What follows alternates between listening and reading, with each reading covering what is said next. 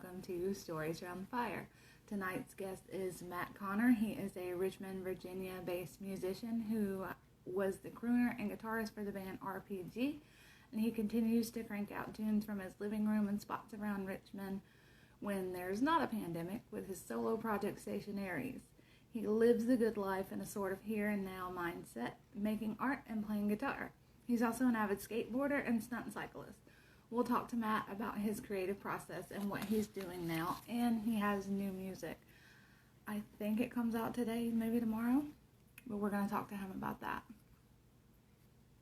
I'm super excited about this. So I follow him on Instagram, and he's always doing something creative. So let's get him, we'll connect with him. Right now.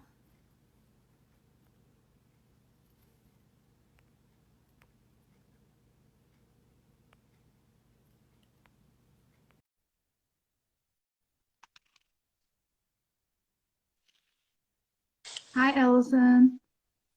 Hi, Matt Connor. I guess people don't come up to you and say your full name, right? No, they actually kind of do that.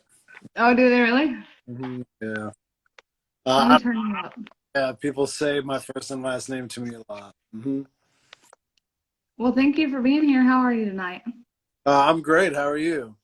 Pretty good. It's storming here, so hopefully it doesn't get loud. It rained here most of the day. Did it? Well, I guess that's better than the crazy drought that we usually have. So I'll go ahead and jump in if that's all right with you. Yeah, that's fine. Ellison's here. Hey, Ellison. I don't know if you know Ellison. Yeah. So where did the need to be creative begin? Was it something like always, or? I don't know. I had an older sister. My oldest sister was like 18 years older than me. I was the youngest of four by like a lot. My oldest sister sang and played guitar and like music around my house a lot. I had uncles that played bluegrass. Very cool. I don't know. Music was just always around. And then I was in band when I was in junior high. I was a trombone player in the band when I was in junior high. And there was this dude that sat next to me. He was a trombone player too, but he was also a guitar player. Really good guitar player. And he sold me my first electric guitar because I was in jazz band playing trombone and he played guitar in jazz band. And after jazz band practice, he would play like Black Sabbath songs. And I was like, man, I gotta do that. And Jimmy Page was a huge part of that too. Like the first time I ever heard Led Zeppelin, I was like small, like 7 years old probably, and it blew my mind. Like I couldn't figure out. All I knew, like I asked my cousin, I was like, "What does that sound?" He was like, "That's Jimmy Page playing the guitar," and I was like, "Well, that's like the best thing I've ever heard." So I have got to figure out how to do that. I mean, that I guess had a lot to do with it. I mean, I've been in bands since I was a teenager, you know. Like since then, I was in my first band when I was in ninth grade, with a bunch of dudes that were seniors. Because I lived in a tiny little town in the woods in Pennsylvania, so there wasn't a whole. Oh wow. Yeah. So I don't know. I've just been in bands since I was a teenager. Skateboarding had a lot to do with that. Like I like to do video stuff, and that kind of started from stuff I did with my friends in junior high, you know, just making like skate videos and goofy stuff like that. Sketch comedy crap. That's awesome. Yeah. So tell us a little bit about some of the bands you've been in. Well, the band I was in the longest, that I guess was the most popular band, was called RPG, Rocket Propelled Grenade. We were together from 1999 to 2015. Made That's a good song. 3 records. Yeah, it's a long time. That's a really long time to be in a band. The bass player situation jumped around a lot. There was kind of a revolving door for a while of bass players, but it was me, my friend John, and my friend Mike. We were like the same 3 dudes that were in the band the whole time, and that's a long time, man. 16, Yeah. long time. Def- Uh, I was in this band called Corntooth, which was like a country and western band. Uh, What? yeah, that was probably like 20 years ago. Wow. In that band with, it was me and my ex-wife sang. I sang, she sang. That's Mark cool. God played guitar. That's Sorry about awesome. that's not really like a name drop. I'm just telling you who's in the band. Uh, that like this guy named Ed Trask played drums. This guy named Tim Harris played bass. We had a guy that played pedal steel with us sometimes named Phil Murphy. Um, the band was called Corntooth. Not a real great band name. I didn't come up with it, so I'm not claiming it. I've been in a bunch of like I was in this band called Kalara for a while. That was like a like heavy like kind of metal band, I guess. I was in this band called Burn the Priest, which later turned into Lamb of God. um, Wow. I mean, that was years and years ago, man. Like it was when I was in that band, there wasn't even a singer. It was just like math metal, instrumental math metal. Uh, what else? I mean, I've been in a lot of bands. I've been in bands since I was 13, so I've been in a lot of them. Those are bands that I've done since I lived in Richmond, Virginia, which I started doing in 1993. Wow. January of 1993. Wow. That's a lot. That's Yeah, a lot of people to be creating with, you know? yeah. Uh, and now I would say I do it all by myself. I don't. My friend Dusty plays drums on most of the stuff I do now.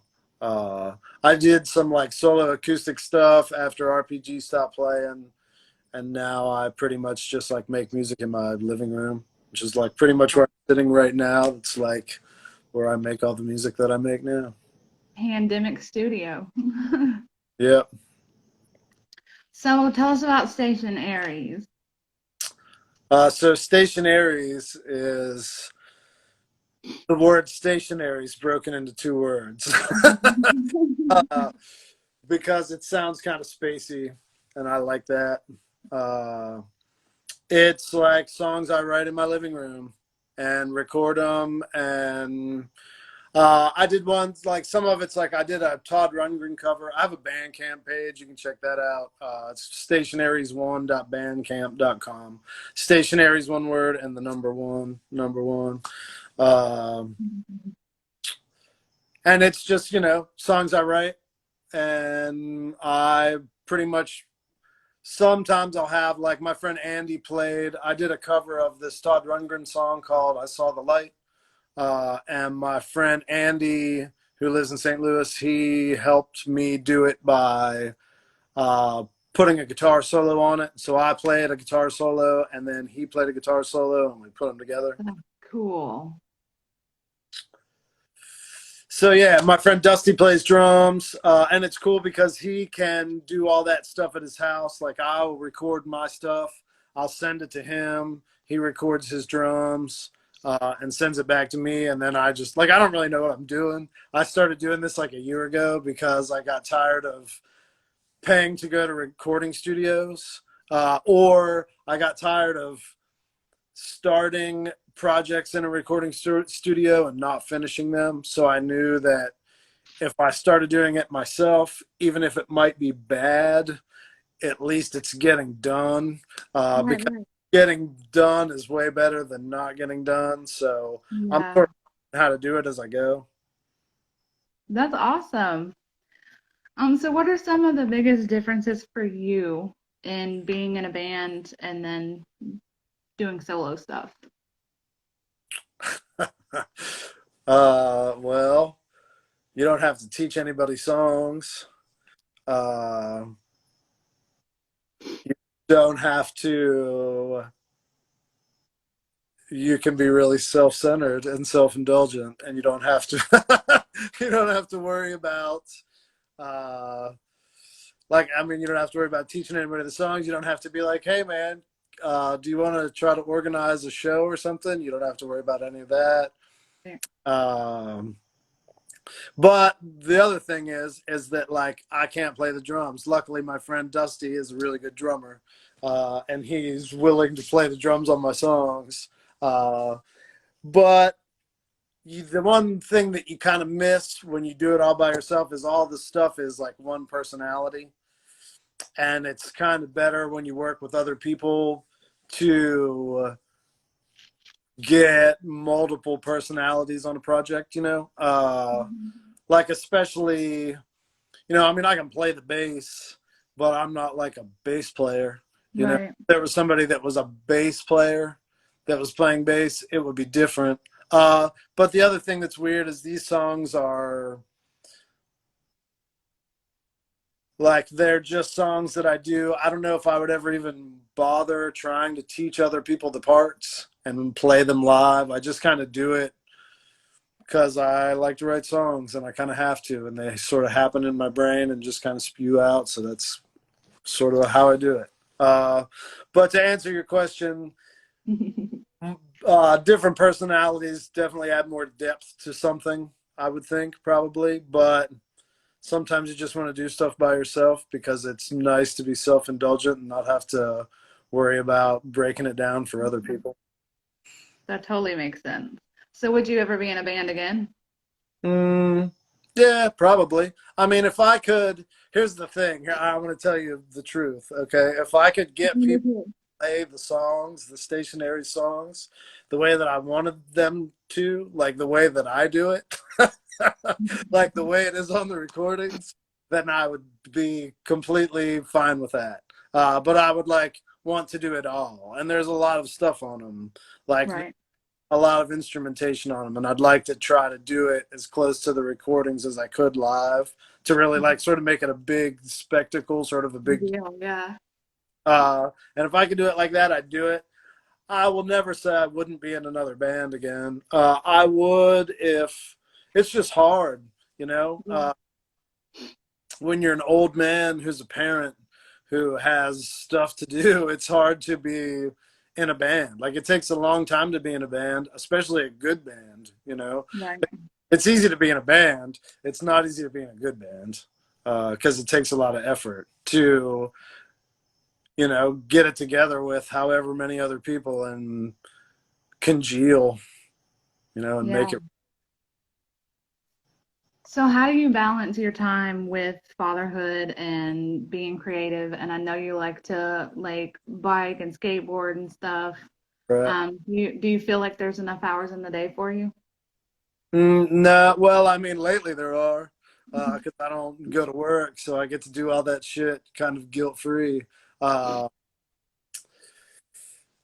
I don't know. I mean, I do a lot of stuff. I get up really early in the morning. I'm old. I go to bed early, and I get up at 6 o'clock in the morning, and I get up and start my day. And so by noon, I've gotten a pile of shit done, so I can get all my chores and stuff done early in the morning and Mhm. spend the rest of my time working on music or trying to come up with video ideas or playing Fortnite with my kid. Yeah. uh, and I will go skate, sometimes go ride bikes. Uh, I seen you were like painting, not like, I used to, I mean, that's like my job. My job is I'm a set painter. yeah, tell me about that. So I mean, I haven't been doing that for that long, a couple years. I'm lucky enough to be a set painter on movies and TV shows and stuff like that. Uh, That's awesome. but I've been a painter in some capacity for 25 years, probably. I mean, I got a job working as a finisher's helper in a cabinet shop. Oh, cool. Guy that sprays all the stuff on all the cabinets. Yeah. His helper for a while, and then he kind of taught me how to do it. And I've always been fascinated with like paint, like car paint, because I grew up in a house full of like gearheads. Like my brother was a big gearhead, my dad was a big gearhead.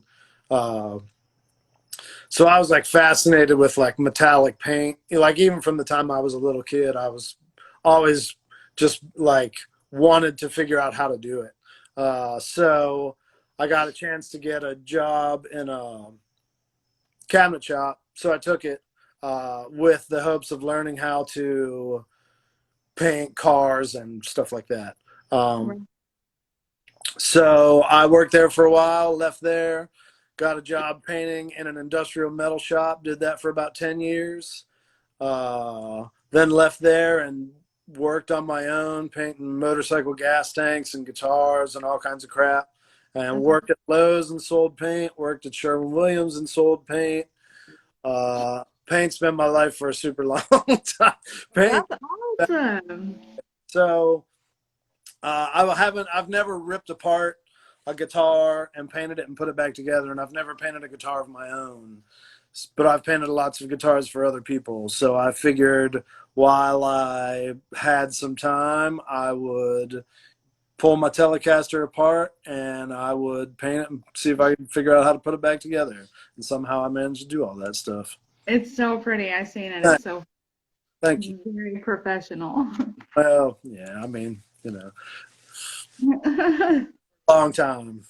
Right. So you played a lot of live shows. What are some of the challenges in playing virtual shows now? Uh, Getting people to watch them, probably. Yeah. Attention spans are short. That's probably the hardest thing. Yeah. Doing it's probably not that hard. I've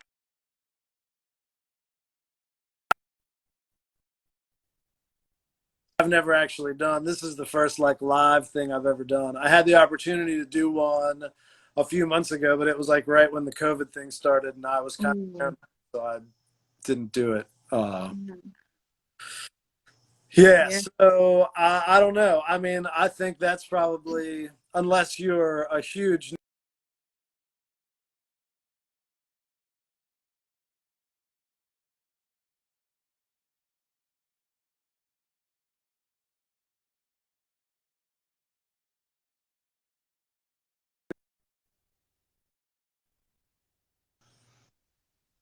Yeah, definitely. Sorry, you cut out for just a second. I don't know. So I probably did too. Most interesting said all night too, probably. I think I cut out. Do you have a favorite instrument that you use? Uh, I have a Stratocaster that I like a lot. It all depends. It's like they're like tools, They all do their own different little thing, and sometimes Right. I want one that does one for something and one that does something for. If I could only have one, it would be my Stratocaster, but that's right now. Tomorrow it might be something else. It's sometimes it's the guitar I'm playing at the time. I'm like, man, this thing is badass. This is Right. my favorite one. And then later in the day, I'll play one of the other ones and be like, this thing is badass. That I can see that. Yeah. If you could collaborate with anyone else, who would it be? Anybody ever? Oh, wow.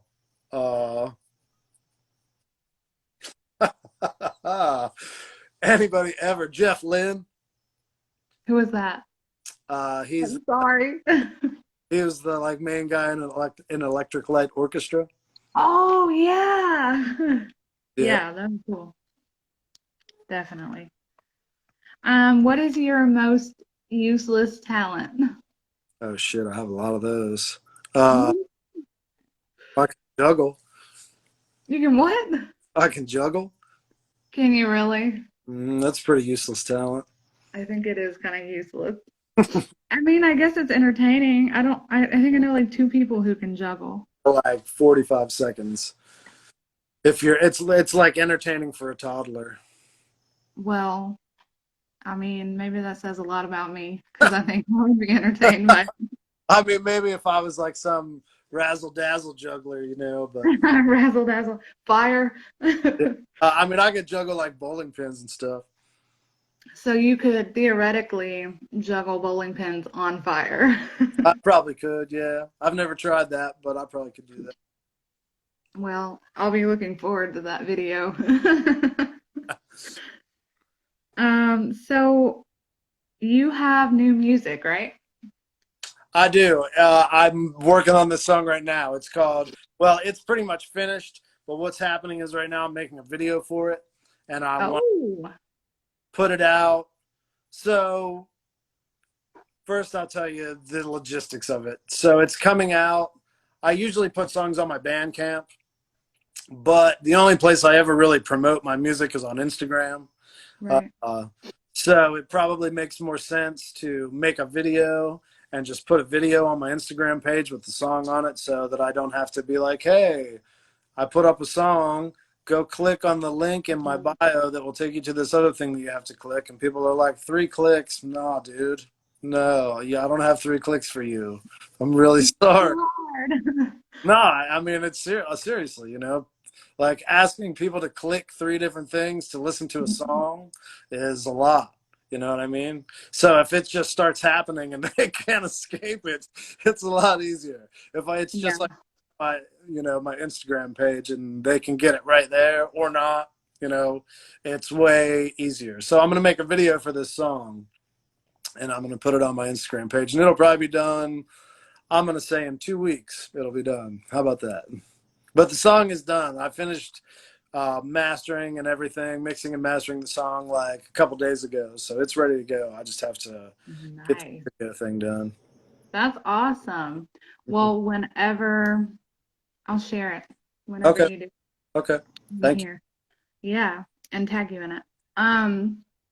So I'm gonna talk about your Instagram for a minute. Okay. Um, so sometimes you will post you will post yourself in some, I don't know the word. I'm talking about your fashion and your outfits. Yeah. So honestly, like like it always looks good. I'm like, Thanks. it's pretty crazy though. So is that really you? Is that how you are out there in the world? Yeah. I mean, yeah. Like people at the grocery store by my house are probably like, "What in the fuck is going on with this dude?" But that's okay. Because No, it's awesome. Yeah, that's cool. So everybody watching, if you is your profile private or public? Okay, yeah, go check it out if you're watching after this. Go look. there's It's pretty fantastic. hashtag coaches shorts and stuff like that. Yeah. And you like vintage stuff, right? I do, yeah, a lot. I like clothes a lot. I Yeah. do. I like clothes a lot. I like shoes a whole lot. I just do. I always have. And Yeah. again, it's like Jimmy Page. I'm like seeing Jimmy Page in like a white satin suit with like roses on it. I was, Right. ah, damn it, man. Um, and I loved like Kiss and shit when I was a kid. So like that kind of set Funny. that thing. And then I don't know. I just like clothes. I always have. Like skateboarding has a lot to do with clothes. Yeah, yeah. I just like them. Tell us about skateboarding. Huh? Tell us about skateboarding. I started skateboarding. I don't know, probably right about the same time I started being in bands, actually. Like junior high, 13, 14, something like that. Got a skateboard for Christmas one year. Got a Vision Mark Gonzalez complete. That was probably 1985, maybe 1984. My oldest sister lived in Oregon, and you couldn't get a skateboard where I lived. Like you might be able to. I figured out there were like big skateboards I used to race BMX, so I used to get this magazine called Freestyling, and they, in the magazine Freestyle, there was like skateboarding on big skateboards, and I had only seen like little skateboards. Mm-hmm. So I was like blown away by that, uh, and wanted one, but didn't know where I could get one. And Right. my sister lived in Oregon, so she got me one and sent it to me for Christmas in, yeah, probably 1985. And then I skated until I was probably, in my mid 20s. I moved here and skated for a while and then kind of stopped because I started being in bands and started getting fucked up. So I didn't really give a shit about skating anymore. I don't get fucked up anymore, though. Good. Yeah, so I stopped for a long time, and then my kid started skating when he was like 7. Oh, that's awesome. So I started skating to like skate with him. Have You schooled him? not really. I hadn't skated in so long. He was like, "Hey," he did this trick, and he was like, "Hey, show me how to do this so I can see what it looks like." And I tried to do it and couldn't do it. And I was like, "Oh shit, Oh, I can't do it." Well, I guess I should probably start skating again so that we can do this together. that's cool. Mhm. That's awesome. So yeah, you also have some videos of you. I don't know if they're up right now, but if they're like live or whatever, but you can sometimes, if you follow him, you can see really rad skateboard videos. Sometimes, or you can see an old guy fall down and look really silly. Yes, and it's funny. No, I'm kidding. You're not an old guy. Stop. I am an old guy. It's okay. No, we don't call it old. We Uh, call it seasoned. Elderly's fine. No. Oh. So, what life experiences do you think made the greatest impact on how you make music?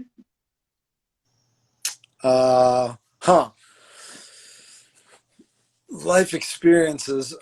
Moving away from the town that I grew up in, that was a life experience that uh, was like a major culture shock for me. And I ended up, uh, moving to a place that had like a very vibrant music scene. And I was not accustomed to anything like that. Right. Grew up in it, like the town where I grew up skateboarding in and being in bands and stuff was a very small town, like maybe 16,000 people, something like that at the most, and it was like I lived at the base of the Allegheny Mountains in the woods in like southwestern Pennsylvania. It was like Hicksville. So people weren't trying to, it was a rough place for people that were Yeah. doing the kind of stuff that me and my friends were doing. So when I moved here and I had this opportunity to meet a whole bunch of like-minded people that wanted to play the kind of music that I wanted to make, that was like a really huge thing. Right. Reading the book Please Kill Me probably had a lot to do with a lot of the music that I play. Probably a lot. Discovering the Doors at a young age had a lot to do with the kind of music that I play, for sure. I know a lot of people that they're like, it's like fashionable, or it was for a while, to like hate on the Doors. I can't hate on the Doors. I really like the Doors. I'll probably always like the They're Doors. pretty good. So Definitely. I mean, those are two huge ones. Yeah, I'd say as far as those shaped me pretty hard. Growing up Right. with music, that definitely had a lot to do with it.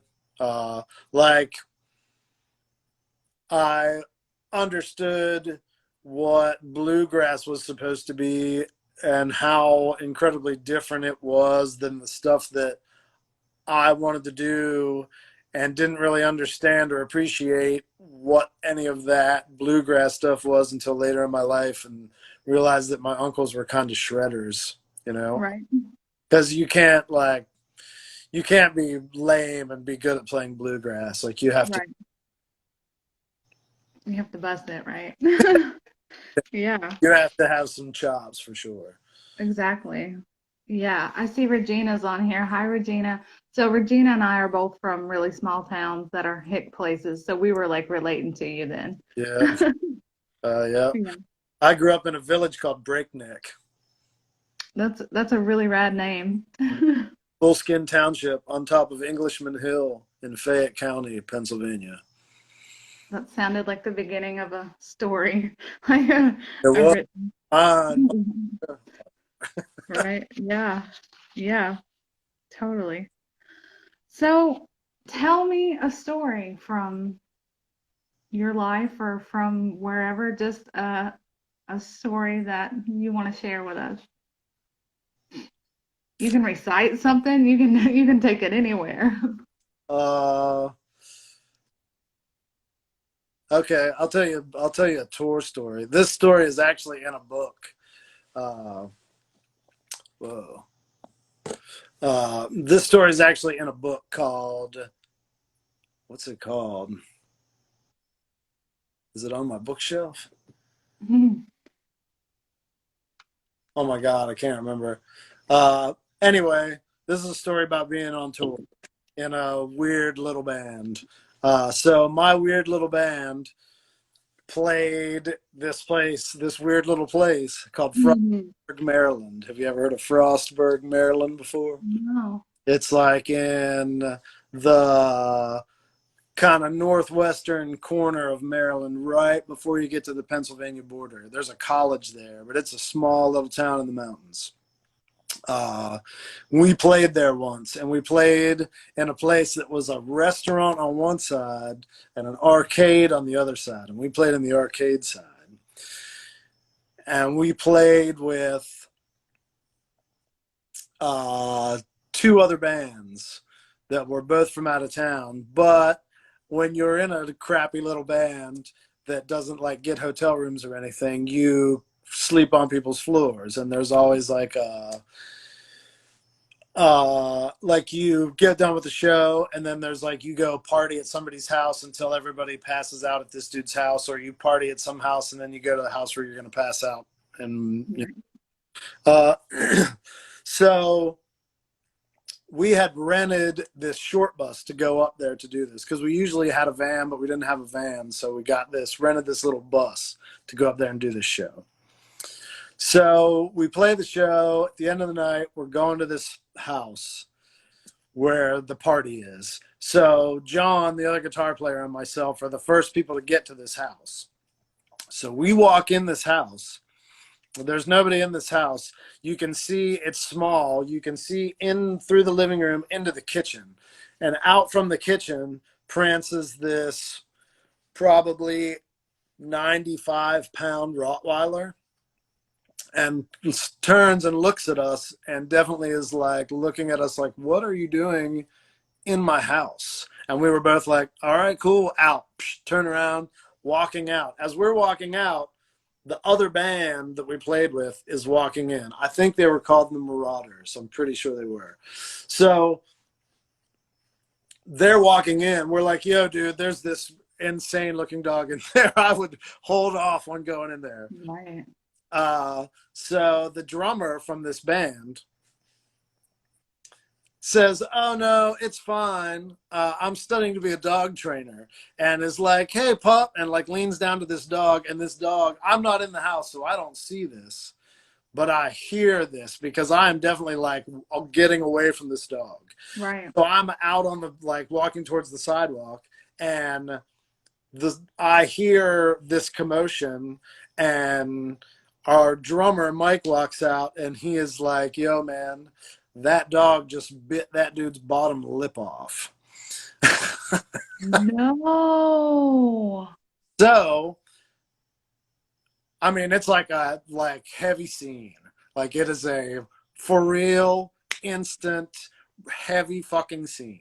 So these dudes that are in this band with this guy, like it's like pick this dude's lip off the floor, put it on ice. We got to take him to the hospital because his lip is gone. The dude who owns the dog is flipping shit and is like, don't tell them it was my dog because my dog's already done this like a bit like multiple people. Please don't tell them it was my dog. So that's a whole thing that's happening. So the cats in this dude's band, his bandmates, are like, we're not taking him to the hospital. We're like, what? They're like, we don't even really know that guy. I was like, I mean, so what? Like, this dude is fucked up right now. Somebody has to take him. Go to the hospital. And they're like, eh. And so our drummer, who is hammered, enlists these two other people. And he's like, yo, we got to take this dude to the hospital, like, pronto. So they're driving fast as fuck to the hospital in a town where he doesn't know where he is. He doesn't know where the fucking hospital, Rossburg, Maryland is. So they get pulled over. He's got a bottle of whiskey in his pocket, mushrooms in his pocket. This dude is in the back, bleeding profusely out of his face, holding his lip in a Tupperware on ice. Oh my God. The cop rolls up and is like, what are you doing? And Mike says, my guy back here is fucked. And the cop looks back there and is like, oh my God. And he's like, I don't even know where the hospital is. So the cop, like, they follow the cop to the hospital, drop this dude off at the hospital, come back. I mean, this is like, so at this point, everybody in my band is like, fuck this shit. We're sleeping in the bus. So we go back to the bus, realize Mike has the keys to the bus on him, and he's at the hospital. So we have to break into the vent at the top of the bus to get into the bus. So we do that. We pass out in the bus. We wake up. Mike's in the bus. We all start waking up, and we're like bugging about this poor motherfucker that got his lip bitten off by this vicious ass dog. And so this is all happening. We're like shocked and just baffled that this is all happening. And up from one of the seats in the bus pops the dude. He was No. and he's like, man, I think I'm going to be okay. And we're like, gee, you are not going to be okay, man. You got fucked up. Okay, so here's what else happened.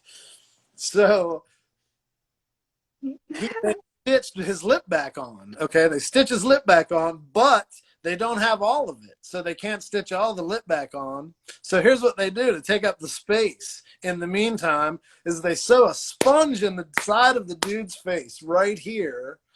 There is a sponge sewn into his face that his skin will heal around, and then they'll take it out in a little while and put a smaller one in until the thing like closes up. So this dude, like, I wake up, I'm hungover as shit, I'm traumatized. Right. My ears are ringing from playing a rock show the night before. I'm all fucked up. I don't know what's going on. And this dude with a sponge sewn in his face wakes up in my bus and is out of his nose because he can't smoke cigarettes with his mouth because his lip got bitten off by a dog the night before. Oh my God. Yeah. Life on the being in a touring band is glamorous. That is terrifying. That sounds like a Gigs from Hell. That's the book. Gigs from Hell. That story is in that book. That is awesome. It wasn't awesome at the time. It was awesome in a bad way. Traumatic. Definitely. Do you still have nightmares about it? Sometimes. I don't fuck outliers, I'll tell you that. Right? Oh my God, how scary. Yeah, a little scary. Thank you for that story. It's a lesson not to assume that. Don't stick your face around a dog you don't know, ever. Right. Do that. Big ass dog. Right. Okay, so I have a game to play. Okay. If you'll play. Yeah, I'll play. Okay. So basically, you'll just guess the song by the lyric. Oh, okay. Shit. If you get hung up, tell me and I'll give you the band. Okay. Okay. If I could, maybe I'd give you my world.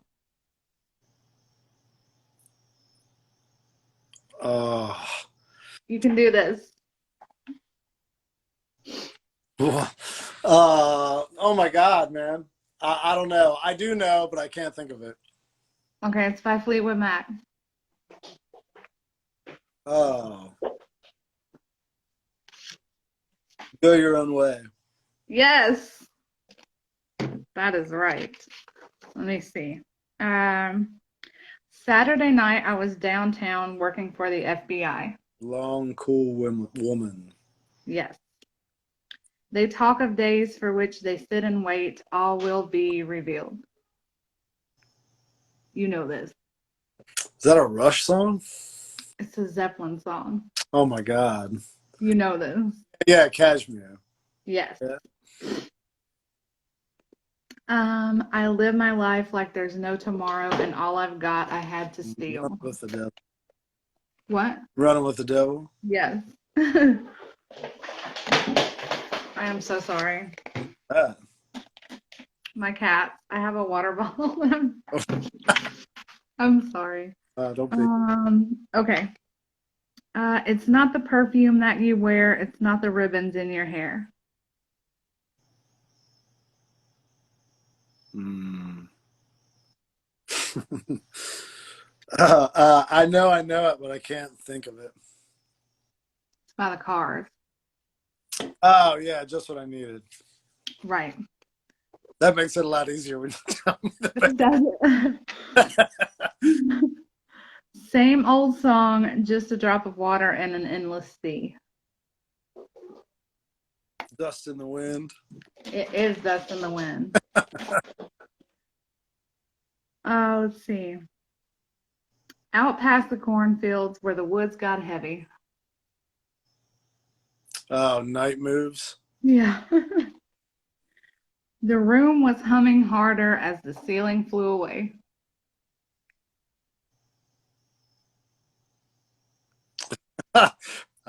Tell me the band.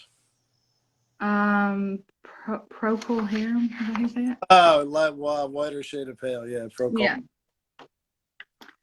Though I'm past 100,000 miles, I'm feeling very still. Major Tom. I hear the sound of a gentle word on the wind that lifts her perfume through the air. Wow. Bruh. I don't know. Tell me the band. Maybe I'll know. Beach Boys. Oh shit. Wouldn't it be nice? I don't. It's a good vibration. All right. Cool. Oh yeah. Okay. I wasn't even really trying on that one. Sorry. When you said Beach Boys, my brain was like. Psh. Right. No, I think good vibrations are the only lyrics that I actually know to that song. So yeah. Okay. This one's funny to me. Just wrap your legs around these velvet rims and strap your hands across my engine. Some Bruce Springsteen shit. I don't. Really, I'm gonna go on record right now on the internet and say I don't really like Bruce Springsteen. That's so funny. What'll you do when you get lonely and nobody's waiting by your side? You know this. Oh, Layla. Yes. I'm in the mood, the rhythm is right, move to the music, we can roll all night. Slow Ride. Mm-hmm. I've been driving all night, my hands wet on the wheel. Of. With a boulder on my shoulder, feeling kind of older, I tripped the merry-go-round. Blinded by the Light. He just grinned and shook my hand, and no was all he said. The Wait. Yes. I should have done more. That's okay. That was cool. That was enough? You've had enough? No, that's not what I mean. No. All right. Is there anything else you want to talk about? No. You got any more stories for us? I'll talk about whatever you want to. You got any more stories for us? Surely you do. Probably. Are you thinking how to censor them? I'll tell you a story about my old job at this metal shop where I used to work. Yes. I'll tell you about a couple of my co-workers at this metal shop where I used to work. So I used to work at this metal shop in Richmond. I worked there for like 10 years. And there were, so there was a guy that, like the people, it was a crazy place to work. It was some crazy, crazy, crazy place. Like crazy things happened there. All like degenerate, like like crazy shit. Uh, like they used to, they had a like, I mean, like dudes would get drunk there, like in the middle of the day. I don't know, like crazy shit. So I worked with this dude whose name was Gene, and two of Gene's sons worked there too, but they never called Gene their dad. They called him that guy named Gene. That's what they called him when they spoke of him, or when they spoke of him, they said that guy named Gene. When they spoke to him, they said guy named Gene. That's how they would refer to him. He had a hat that said that guy named Gene on it. uh, so that dude was crazy. But his kids were even crazier. His kids would do stuff like this. So this is kind of a gnarly story. This involves an ingrown toenail. I'm just going to tell you that right now. So one of the kids, the older of the two, had this really bad ingrown toenail, and he worked at the saw room at the metal shop. So all he did was stand in front of a metal saw. Dudes that were building things would bring him a cut list, and it would be a list of material they needed and the lengths they needed to cut. And his job was to stand in the back of the shop at the saw and cut all the metal. So that's really hard to do when you're wearing work boots all day and you have a really bad ingrown toenail. So the shop foreman goes back in the saw room and sees this dude with his boot off and a drill and a drill bit, and he's about to drill into his toe to handle the ingrown toenail. So he sends him home, or actually he sends him to patient first. Patient first can't do anything for him. They send him to the actual hospital. He has to get this thing like cord out of his toe. Like it's so bad they have to like pull this crazy chunk of flesh out of his foot. Okay. So he's like, hey, can I have it? And they're like, I mean, I guess. And so he took it and named it Joshua and sent it to his cousin. I live in Richmond, Virginia. This is where this happened. He had a cousin that lived in Virginia Beach. So he takes this thing, Joshua, and tapes it inside of a Christmas card and mails it to his cousin and says, I'm sorry that I cannot be with you for the holidays this season, but hopefully this little part of me that I call Joshua take my place. That is a true. Oh my God. Mm-hmm. That is disgusting. That is so gross. But hey, I man, what a story. That was crazy. So thank you for that. So you'll have new music in the next 2 weeks with a video, and I'm gonna link it. I'm sorry, what?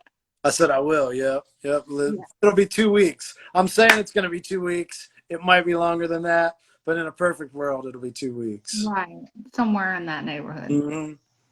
And I'll link it to this video and share it and link you to it. And if you guys want to see some of that crazy fashion or the skateboarding, you can follow him. Music stationaries1.bandcamp.com. Right. Follow me on here. Yeah, I wear stupid clothes and you're not stupid. Play songs and stuff like that.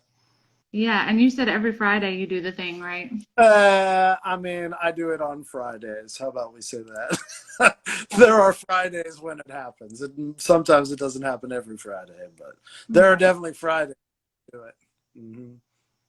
Awesome. And that's on this one. And you said Station Aries 1 for band camp, right? Yeah. Okay. What else? I feel like you have somewhere else you can be found. Mm, No. I don't think so. Oh, I have a Twitter, but I never use it. I have a Tumblr. I used to have a Tumblr for like my paint stuff, but I haven't used that thing in years either. I think Oh, Tumblr. I don't even know what my handle is on Twitter. Damn. I think it's the Matt Connor, MattConner. I think. I mean, follow me on there. It'll be desolate. If that's even your handle. Might be. It might not be. Who knows? But So, you've always got stuff on here, so definitely follow you on here, yeah, right? me on here for sure. All right, awesome. And whenever we get that video, we're gonna watch it. Yeah, please Yeah, do. I hope so. yeah, and share it and Yeah, spread please the do. sound. Yeah. I'll tell you a little bit about the song before we get off, okay? So Okay, yeah. the song is called For the Beauty of the Republic. And the title is based on this book that my kid was reading for school called The House of 60 Fathers. And it's about like communist China during like kind of the height of like Chairman Mao, the height of Chairman Mao. And there's this little kid, and he has a pet pig, and pretty much the whole movie is about this kid and this pig. And the pig's name is the Beauty of the Republic. So and my kid told me that, and I was totally enamored by it and read the book. And so the name of the song is For the Beauty of the Republic. That's awesome. I felt like there was like an some irony there or something. Well, yeah, kind of. There definitely is. And the song sort of, I don't typically write super happy music. This is probably a song that's happier than songs I typically write, even though the subject matter of it, it's Right. it's sort of ambiguous and kind of it's sort of serious, but it's also sort of happy too. So it's a little different than songs I usually write are just like me trying to find creative ways to tell people I don't like them. uh, Noble pursuits. this song's not so much like that, and it's actually kind of sounds sort of happy. Awesome. I Mm, can't wait to hear it. I'm it'll looking forward. Well, thank you so much sure. I'm for gonna do it. what? Thanks for asking me. Oh, yeah, yeah. Thank you so much for the stories and letting me grill you about random stuff. Of course. And yeah, and we will definitely hear that music when it comes out. And thanks for playing the game. I know they're a little ridiculous. No way. I loved it. Awesome. All right. Well, Instagram will kick us off shortly so we can bounce now so we can have a good ending. Cool. All right. Thank you so much. Have a good night. Cool. Thank y'all for watching. Bye. Bye.